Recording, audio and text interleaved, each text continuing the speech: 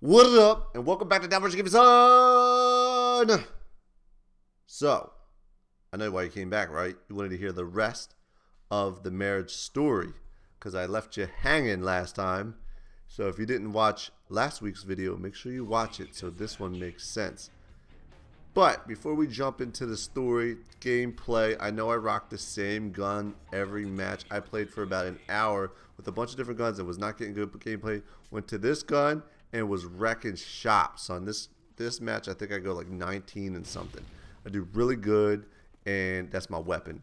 Anyways, back on the stories.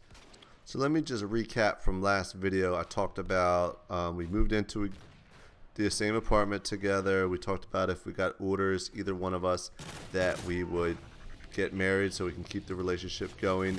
The reason we get married is like if I get orders to go somewhere, she can come with me because she'll get the same orders because the military, you know, will keep a military couple together because they won't just give anybody's orders for any other reason than that. So down came orders for me. I get orders to Germany. My year in Louisiana is coming to an end because you got to do about a year at the base with my, you know, rank and everything to be able to leave. So a year comes up, boom, I get orders to Germany. And I didn't really know anything about Germany, but by all the people that have been in the service longer than me that have been there were like, oh, you're so lucky, it's dope, it's epic, you're gonna love it. So I'm super excited at that. And because Louisiana, no offense to anybody who lives in Louisiana, but as far as the base and the area I was in, it was Shreveport, Bossier City, was not a good look for me. I was not having a good time there. It wasn't cool. And the girl I married, the ex, she was actually from New Orleans, Nolans. She got me saying it right.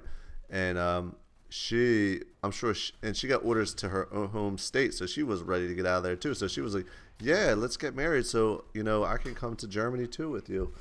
So what we do is we go to this thing. I don't know, some of you guys might be kind of younger. I didn't even know what this was. I didn't even know it existed. I only learned of it because another military couple told us about it, and it's called Justice of the Peace. And basically you could just go there, and it was like some dude's house, and he married us. We didn't have a ceremony, we didn't have a party, we didn't have nothing. Well, we had a party at her family's house, but not like a real wedding. We just went to this place, they married us, we got our marriage license, and boom, it was done. And like, I remember talking to my dad beforehand, like, yeah, Dad, I'm getting married. Like, he's in New Jersey, I'm in Louisiana. He's like, what? You know, he was like, don't do it. What are you doing? Don't get married. Are you crazy? You're 20 years old. I was 20 years old at the time. Don't get married. Like, what? Like, do you really think you're going to spend the rest of your life with this girl? Like, come on. And I was like, yeah, this is the one. I'm ready. Like, I really didn't feel ready. But between me and her, like, we knew, we kind of took it like we were still dating. We're like, look, let's just pretend like we're still dating, but we're always getting married for the pure fact of the military keeping us together. My parents never even got to meet her before we got married. I don't think they got to meet her.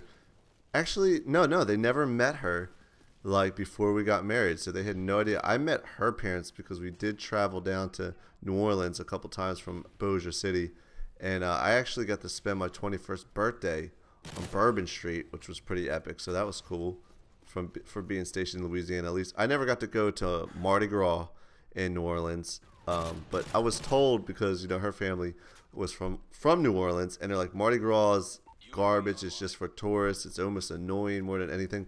They're like, the cool thing to do in New Orleans is Jazz Fest. So that's just some little knowledge from you guys that want to visit New Orleans one day in your life.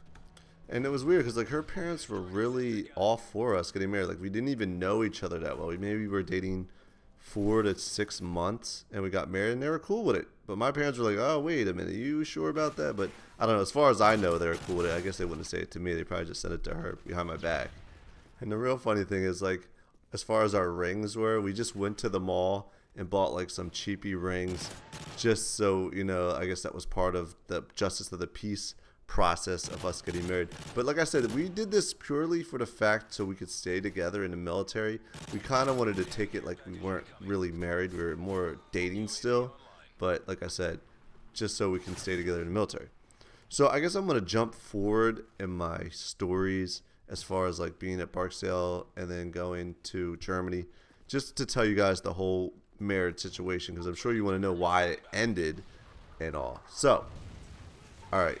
So, like I said, you had to be in Louisiana for a year to leave, being if you're a new troop, the rank and all. So my year is up. I'm done my year, and I have my orders to go to Germany. I go to Germany. She still has to stay in Louisiana for 3 more months because she wasn't there for a full year yet. But they gave her orders to Germany too, so we could be together in Germany. So I take off to Germany, and I had to live in the dorms when I first got there. But being that I'm married, I'm allowed to live off base, which is awesome in Germany. Like, that is like the coolest thing ever. I eventually do get to live off base because she comes out. So I get out there. I'm living in the dorms, and she's still in Louisiana for 3 more months. So we're on a long distance relationship now for 3 months, and it's just not working out. We're having trust issues with each other over the phone, and it's just, I shouldn't say not working out, but it's just, we're having a lot of problems. But regardless, she's going to be coming out in the 3 months. So the 3 months go by, a whole ton of crazy stories I can tell you after this that happen when she comes out to Germany. It's probably gonna definitely take me another video, so I'll try and fit it all in one. So she comes out, she gets out to Germany, and we're just not getting along very well at all. She, for some reason, when she gets her orders, she gets directed to a different base. There's like 2 bases for the Air Force in Germany.